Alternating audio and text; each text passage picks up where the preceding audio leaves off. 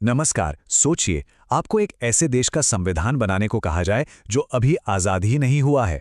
यही वो अजीब सी कश्मकश थी जिसमें 1935 के भारत सरकार अधिनियम का जन्म हुआ। एक ऐसा दस्तावेज जो एक ही वक्त पर आज़ादी की तरफ एक कदम भी था और नियंत्रण का एक मजबूत हथियार भी। और यही सवाल 1935 के इस एक्ट के बिल्कुल दिल में है। ये एक गहरा विरोधाभास था। एक तरफ आजादी देने का वादा और दूसरी तरफ कंट्रोल बनाए रखने की जिद। ये अधिनियम इसी खींचतान का एक जीता जागता सबूत है। तो चलिए देखते हैं कि ये खाका था कैसा। ब्रिटिश संसद ने जो ये कानून पास किया, ये भारत की आज़ादी से पहले का कह सकते हैं कि सबसे अहम और सबसे लंबा चौड़ा कानूनी दस्तावेज था। एक तरह से ये भविष्य के भारत का ब्लूप्रिंट था। देखिए, ये कोई छोटा मोटा सुधार नहीं था, बिल्कुल नहीं।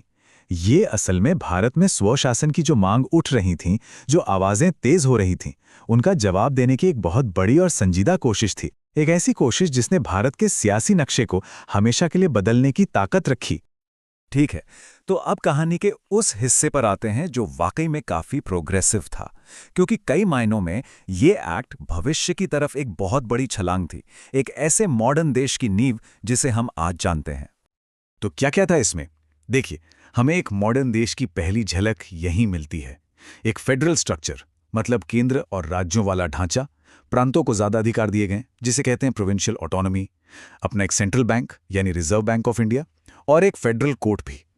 ये सिर्फ सुधार नहीं थे, ये एक आने वाले संविधान की बुनियाद के पत्थर रखे जा रहे थे। पहली बार एक ऑल इंडिया फेडरेशन का आइडिया कागज पर उतारा गया था। और अब बात करते हैं सियासत में लोगों की भागीदारी की। जो आंकड़ा अब सामने आएगा वो वाकई चौंकाने वाला है। इस एक्ट ने वोट देने वालों की संख्या 70 लाख से बढ़ाकर सीधे 3.5 करोड़ कर दी। सोचिए, ये सिर्फ एक नंबर नहीं है, ये भारतीय राजनीति में एक भूचाल जैसा था। लाखों लाखों लोगों को पहली बार अपनी आवाज चुनावी प्रक्रिया में शामिल करने का मौका मिल रहा था। लेकिन कहानी में हमेशा एक लेकिन होता है ना? यहां भी था। हर अच्छे कदम के साथ एक शर्त जुड़ी हुई थी। जो भी ताकत दी जा रही थी, उसके साथ एक छोटा सा स्टार लगा था, टर्म्स एंड कंडीशंस अप्लाई वाला। और वो शर्तें ये पक्का कर रही थीं कि असली कंट्रोल वो तो ब्रिटिश हाथों में ही रहें। चलिए पहला उदाहरण देखते हैं। वादा किया गया कि भारतीय नेता प्रांतों पर शासन करेंगे। सुनने में कितना अच्छा लगता है ना? लेकिन हकीकत क्या थी? हकीकत ये थी कि हर प्रांत में एक ब्रिटिश गवर्नर बैठा था, जिसके पास अल्टीमेट वीटो पावर थी। मतलब आप सोचिए, भारतीय मंत्री कानून बना रहे हैं और गवर्नर साहब जब चाहें एक झटके में उसे खारिज कर सकते हैं। ये तो वो बात हुई कि गाड़ी चलाने को तो दे दी, पर स्टीयरिंग व्हील किसी और के हाथ में है। अच्छा, अब उस 3.5 करोड़ के बड़े से आंकड़े पर वापस आते हैं। हाँ, इसमें कोई शक नहीं कि ये एक बहुत बड़ा सुधार था। लेकिन उस वक्त भारत की जो कुल आबादी थी, उसके मुकाबले ये एक बहुत छोटा हिस्सा था। मतलब यूनिवर्सल फ्रेंचाइज यानी सबको वोट देने का अधिकार, वो अभी भी एक बहुत दूर का सपना था। सच तो ये है कि वोट डालने का हक अभी भी प्रॉपर्टी या पढ़ाई लिखाई की शर्तों से बंधा हुआ था। तो फिर असली पावर थी कहाँ? कौन से फैसले थे जो अब भी लंदन से हो रहे थे? सबसे जरूरी चीजें, जैसे कि डिफेंस, देश की सुरक्षा, विदेश मामले यानी दूसरे देशों से रिश्ते, और हाँ, सबसे बड़ी बड़ी सरकारी नौकरियों पर किसे बिठाना है, ये भी ब्रिटिश ही तय कर रहे थे। तो मतलब स्वशासन तो था, पर बस कुछ घरेलू मामलों तक ही, और उसकी भी अपनी हदें थी। और अब हम इस एक्ट के शायद सबसे विवादित और सबसे दूर तक असर डालने वाले हिस्से पर आते हैं। एक ऐसा प्रावधान जिसने भारतीय समाज में जो दरारें थीं, उन्हें और भी गहरा कर दिया। ये शब्द है पृथक निर्वाचक मंडल या सेपरेट इलेक्टोरेट। अब ये है क्या? इसे आसान भाषा में समझते हैं।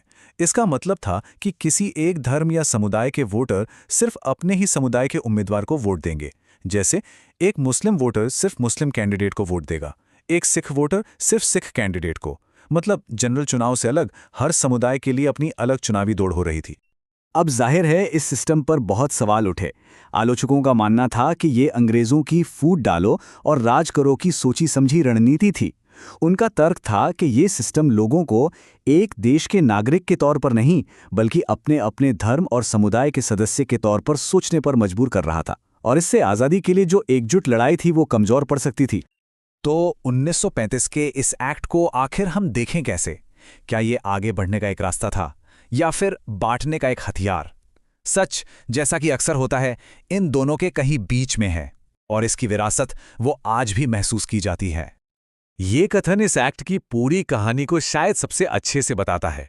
एक तरफ इसने भारतीयों को सरकार चलाने का तजुर्बा दिया, एक संवैधानिक ढांचा दिया, लेकिन दूसरी तरफ इसने उन बंटवारों को कानूनी रूप दे दिया जिनके नतीजे आगे चलकर बहुत दर्दनाक हुए। और हैरानी की बात देखिए कि इसी फ्लॉड ब्लूप्रिंट का एक बहुत बड़ा हिस्सा आज़ाद भारत के संविधान की नींव बना। जो फेडरल स्ट्रक्चर है, जो प्रांतीय सरकारें हैं, पब्लिक सर्विस कमीशन है, ये सारे आइडियाज 1935 के एक्ट से ही लिए गए थे। मतलब इसने एक ढांचा तो दिया, भले ही वो खामियों से भरा हुआ क्यों ना हो। और यही सवाल आज भी हमारे सामने खड़ा है। अगर किसी इमारत की नींव ही एक फ्लॉड नक्शे पे रखी गई हो, तो क्या उसकी दीवारों की दरारें कभी पूरी तरह से भरी जा सकती हैं? 1935 के एक्ट की विरासत भारत के सियासी और सामाजिक ताने बाने में आज भी गूंजती है।